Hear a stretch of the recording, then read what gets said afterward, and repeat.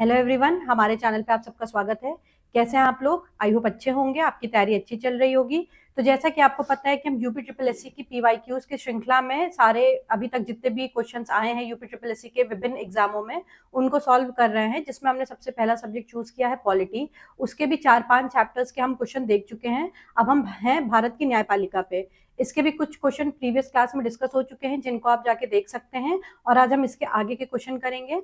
और जितने भी पहले के चैप्टर्स हैं आप उनको देखिए, इससे आपको समझ में आएगा कि आपके एग्जाम में कैसे क्वेश्चन पूछे जाएंगे। और ये आपकी आगामी आने वाली लेखपाल की परीक्षा, लोअर पीसीएस की परीक्षा, होमगार्ड की, कांस्टेबल की या यूपी का कोई भी एग्जाम जिसमें पॉलिटी पूछा जाता है उसमें बहुत सहायक है। तो चलिए शुरू करते हैं आज की क्लास।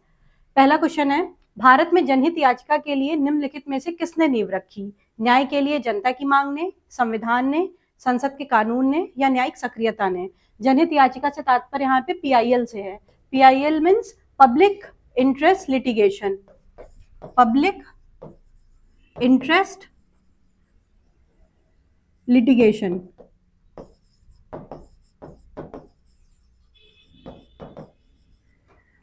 तो इसकी नींव रखी न्यायिक सक्रियता ने। न्यायिक सक्रियता से तात्पर्य है यहाँ पे जुडिशियल एक्टिविज्म।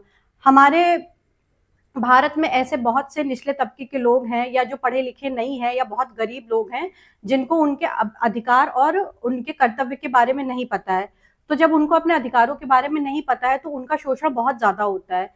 तो उनको न्याय मिल सके, वो भी अपना जीवन गरिमापूर्ण तरीके से बिता सके, इसके लिए न्यायिक सक्रियता ने बहुत ज्यादा मदद करी है। और इसी को ध्यान में रखते हुए ही जनहित याचिका को लाया गया है, जिससे कि उनके बिहाफ पे कोई और उनके लिए लड़ सकता है, जिससे कि उनके अधिकार सुरक्षित रह सके और वो भी अपना जीवन गरिमापूर्ण ढंग से बिता सके। देखिए, भारत में जनहित याचिका की नींव न्यायिक सक्रियता ने रखी। न्यायिक सक्रियता और जनहित याचिका ने न्यायपालिका के कार्यों में आमूलचूल परिवर्तन किया और उसे पहले से अधिक सक्रिय और जनोन्मुखी बनाया। यानी कि न्याय लोगों तक बहुत आसानी से पहुंच सके और किसी भी व्यक्ति का सिर्फ इस आधार पर शोषण ना हो कि वो जागरूक नहीं है या अवेयर नहीं है। जनहित याचिका का विकास 1979 में न्यायाधीश PN भगवती और कृष्णा अय्यर के प्रयासों से हुआ था। जनहित याचिका ने पिछले दशकों में हमारे लोकतांत्रिक अधिकारों को सबल बनाने और कार्यपालिका को अधिक उत्तरदायी बनाने में भी महत्वपूर्ण भूमिका निभाई। और जनहित याचिका का उद्भव अमेरिका में हुआ था। बेसिकली ये कॉन्सेप्ट अमेरिका का है जहां से इसको ग्रहण किया गया है। भारत में सर्वोच्च न्यायालय के न्यायाधीश के लिए सेवानिवृत्ति की आयु कितनी होती है? सेवानिवृत्ति मतलब रिटायरमेंट की आयु कितनी होती है? 65 वर्ष, 55 वर्ष, 50 वर्ष या 60 वर्ष? तो सर्वोच्च न्यायालय यानी कि सुप्रीम कोर्ट के न्यायाधीश की सेवानिवृत्ति की आयु 65 वर्ष होती है। भारत में सर्वोच्च न्यायालय के न्यायाधीश की सेवानिवृत्ति की आयु 65 वर्ष है और हाई कोर्ट के न्यायाधीश की रिटायरमेंट की एज 62 वर्ष है। ये आप याद रखेंगे डिफरेंस, कि सुप्रीम कोर्ट के जजेस की 65 है और हाई कोर्ट के जजेस की 62 वर्ष है। वर्तमान में भारत के सर्वोच्च न्यायालय में एक मुख्य न्यायाधीश और 33 अन्य न्यायाधीश होते हैं। और भारत का राष्ट्रपति सर्वोच्च न्यायालय के न्यायाधीशों की नियुक्ति करता है। आपसे ये भी पूछा जा सकता है क्वेश्चन कि सर्वोच्च न्यायालय की नियुक्ति कौन करता है? तो वो भारत के राष्ट्रपति करते हैं। 1866 में कलकत्ता, बॉम्बे और मद्रास के बाद भारत में चौथा उच्च न्यायालय कहाँ स्थापित किया गया? चंडीगढ़, गुवाहाटी, इलाहाबाद या पटना? तो कलकत्ता, बॉम्बे और मद्रास के बाद भारत में चौथा न्यायालय स्थापित किया गया इलाहाबाद में। देखिए, भारत में अंग्रेजों के द्वारा 1862 में 3 उच्च न्यायालय कलकत्ता, बॉम्बे और मद्रास की स्थापना की गई और 1866 में भारत में चौथा न्यायालय इलाहाबाद उच्च न्यायालय की स्थापना की गई। इसके अलावा और जो उच्च न्यायालय स्थापित किए गए और उनकी स्थापना वर्ष देखते हैं।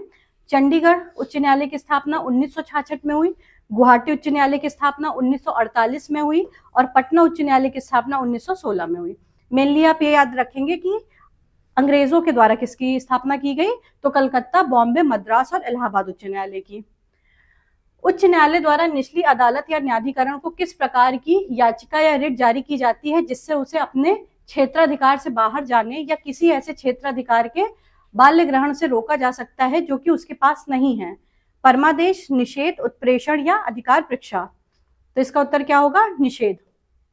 देखिए, जब भी कोई निचली अदालत अपने अधिकार क्षेत्र का उत्क्रमण करके किसी मुकदमे की सुनवाई करती है तो जो ऊपर की अदालत यानी कि हाई कोर्ट होती है या सुप्रीम कोर्ट होती है, वो उसको ऐसा करने से रोकने के लिए निषेध आदेश जारी करती है और ये कहती है कि ये आपके अधिकार क्षेत्र में नहीं है तो आप इसमें इंटरफेयर मत करिए। भारत के सर्वोच्च न्यायालय के न्यायाधीश को कार्यवाहक मुख्य न्यायाधीश के रूप में नियुक्त करने का अधिकार किसके पास है? भारत के सर्वोच्च न्यायालय के न्यायाधीश को कार्यवाहक मुख्य न्यायाधीश के रूप में नियुक्त करने का अधिकार किसके पास है? भारत के प्रधानमंत्री, भारत के राष्ट्रपति, सर्वोच्च न्यायालय के मुख्य न्यायाधीश या भारत के उपराष्ट्रपति? तो इसका उत्तर क्या होगा? भारत के राष्ट्रपति के पास ये अधिकार है। भारत के सर्वोच्च न्यायालय के न्यायाधीश को कार्यवाहक मुख्य न्यायाधीश के रूप में नियुक्त अनुच्छेद 1926 के तहत राष्ट्रपति के द्वारा किया जाता है। इसमें आप अनुच्छेद भी याद रखेंगे, ये भी इंपॉर्टेंट है। और वर्तमान समय में भारत के सर्वोच्च न्यायालय के मुख्य न्यायाधीश सूर्यकांत हैं। आगे बढ़ते हैं। देखिए, ये इस तरीके के प्रश्न जब भी आप पढ़ेंगे तो इसको आप करंट से अपडेट करते चलेंगे। मान लीजिए अगर आप सुप्रीम कोर्ट पढ़ रहे हैं तो तुरंत उसी समय आप गूगल कर लीजिए कि वर्तमान में चीफ जस्टिस कौन है और वर्तमान में कितने जो है जजेस बैठते हैं सुप्रीम कोर्ट में, सुप्रीम कोर्ट है कहाँ पे, ये सारी जो भी इंपॉर्टेंट और बेसिक जानकारी है ये आप तुरंत पढ़ लिया करिए। सर्वोच्च न्यायालय के न्यायाधीश के वेतन पेंशन को निर्धारित करने की शक्ति निम्नलिखित में से किसके पास होती है? भारत के राष्ट्रपति, प्रधानमंत्री कार्यालय, केंद्रीय वित्त मंत्री या भारतीय संसद?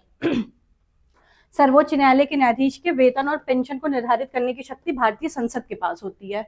संविधान के अनुच्छेद 125 के तहत उच्चतम न्यायालय के न्यायाधीशों का वेतन संसद विधि द्वारा निर्धारित करती है।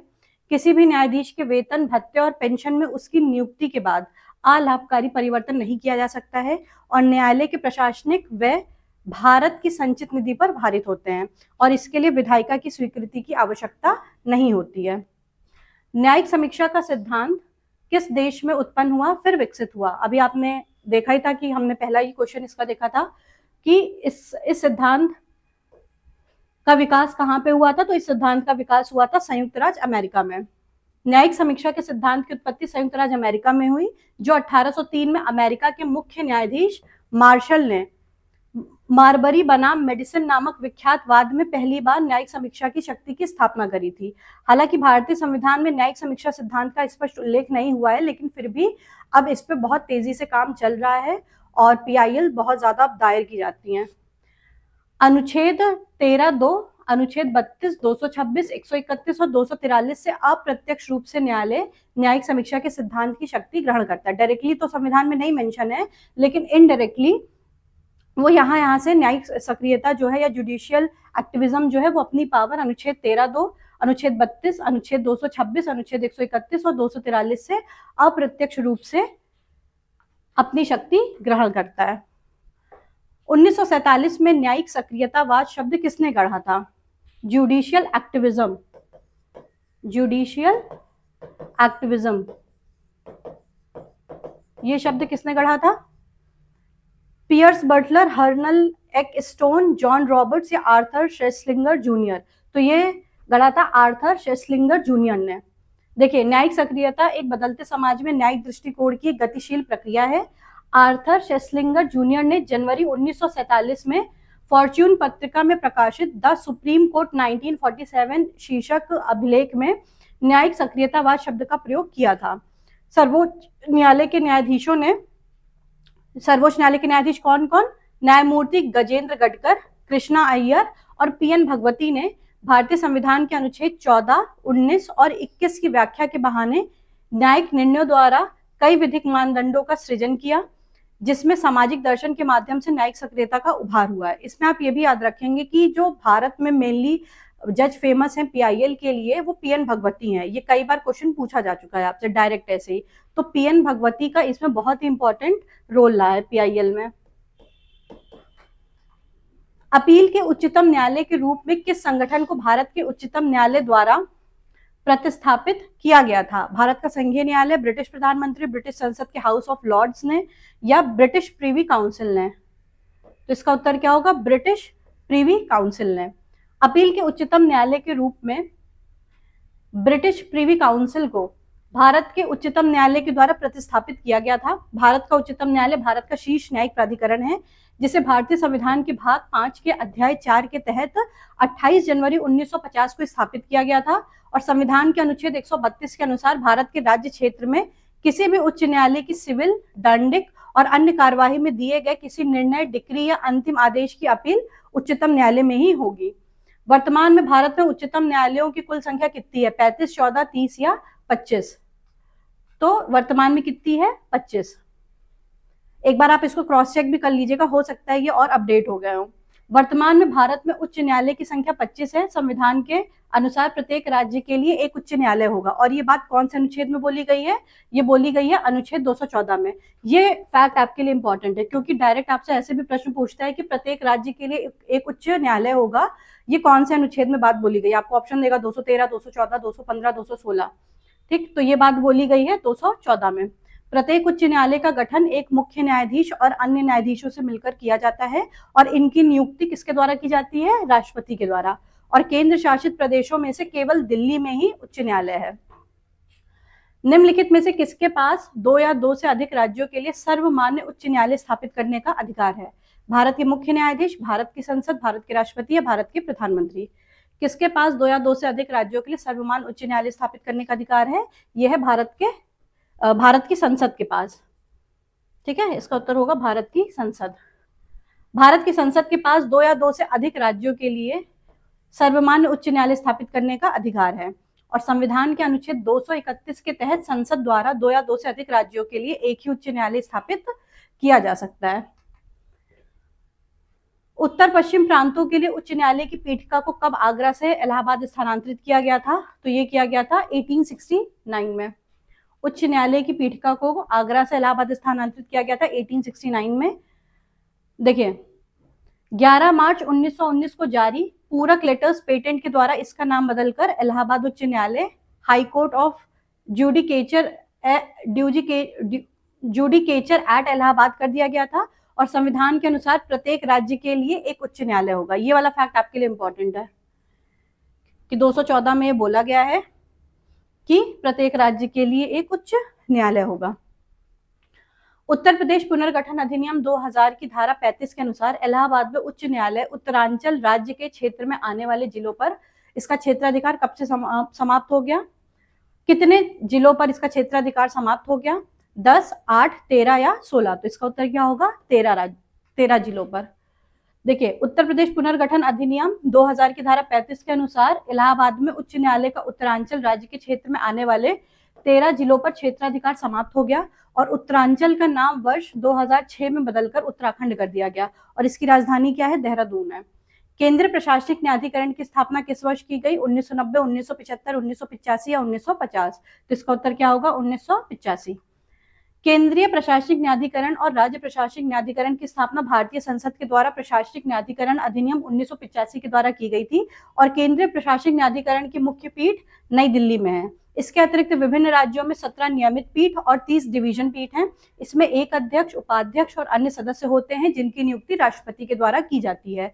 इस अधिकरण के पास उसी प्रकार की शक्तियां होती है जो सिविल प्रक्रिया संहिता 1908 की संहिता के तहत एक सिविल कोर्ट के पास होती हैं। कोई भी व्यक्ति अधिकरण में आवेदन कानूनी सहायता के माध्यम से या फिर स्वयं हाजिर होकर कर सकता है। किसी न्यायाधिकरण के आदेश के विरुद्ध उच्च न्यायालय में अपील की जा सकती है, किंतु अंतिम क्षेत्राधिकार वाले किसी न्यायाधिकरण के निर्णय के विरुद्ध उच्चतम न्यायालय में अपील हो सकती है। भारत में निम्नलिखित में से कौन सर्वोच्च है? उच्चतम न्यायालय, संसद, प्रधानमंत्री या संविधान? तो भारत में सर्वोच्च है संविधान। संविधान एक ऐसा दस्तावेज है जो किसी देश की शासन और प्रशासन को चलाने का आधार होता है, या नियम और कानूनों का संग्रह होता है। इसी में संसद की कार्यपालिका और न्यायपालिका समाहित होती है। भारत का संविधान भारत का सर्वोच्च विधान है, और संविधान सभा के द्वारा इसे 26 नवंबर 1949 को पारित किया गया था, और 26 जनवरी 1950 को यह प्रभावी हुआ था। और भीमराव अंबेडकर जी को भारतीय संविधान का प्रधान वास्तुकार या निर्माता कहा जाता है। भारत से सर्वोच्च न्यायालय के न्यायाधीश भारत के मुख्य न्यायाधीश सहित अधिकतम संभावित संख्या क्या होनी चाहिए? 26, 24, 34 या 19? तो इसका उत्तर होगा 34।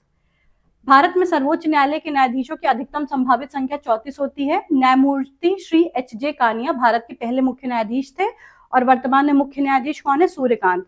वर्तमान में एक मुख्य न्यायाधीश और 33 अन्य न्यायाधीश हैं। भारत के संविधान के कौन से घटक मानव अधिकारों के सिद्धांतों को शामिल करते हैं, जैसा मानव अधिकारों की सार्वभौमिक घोषणा में परिकल्पित है? मौलिक अधिकार, राज्य के नीति निर्देशक सिद्धांत, मौलिक कर्तव्य। तो इसका उत्तर क्या होगा? मौलिक अधिकार और राज्य के नीति निर्देशक सिद्धांत। ए और बी, इसमें मौलिक कर्तव्य नहीं होंगे।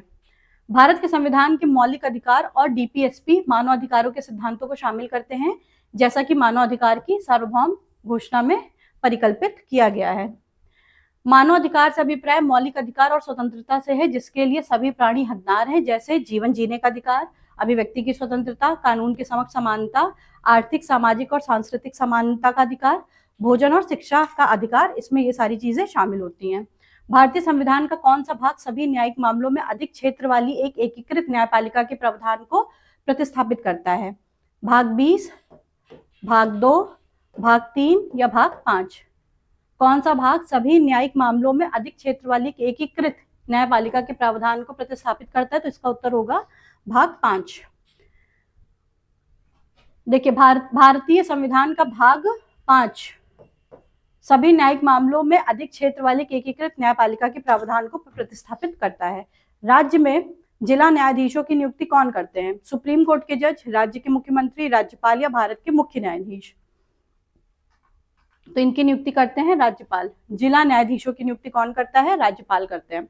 भारतीय संविधान के अनुच्छेद 233 के अनुसार जिला न्यायाधीशों की नियुक्ति किसी राज्य में जिला न्यायाधीश नियुक्त होने वाले व्यक्तियों की नियुक्ति और जिला न्यायाधीश की पदस्थापना और पदोन्नति और उस राज्य का राज्यपाल ऐसे राज्य के संबंध में आधिकारिकता का प्रयोग करने वाले उच्च न्यायालय से परामर्श करके करेगा। यानी कि ये सारी चीजें कौन करेगा?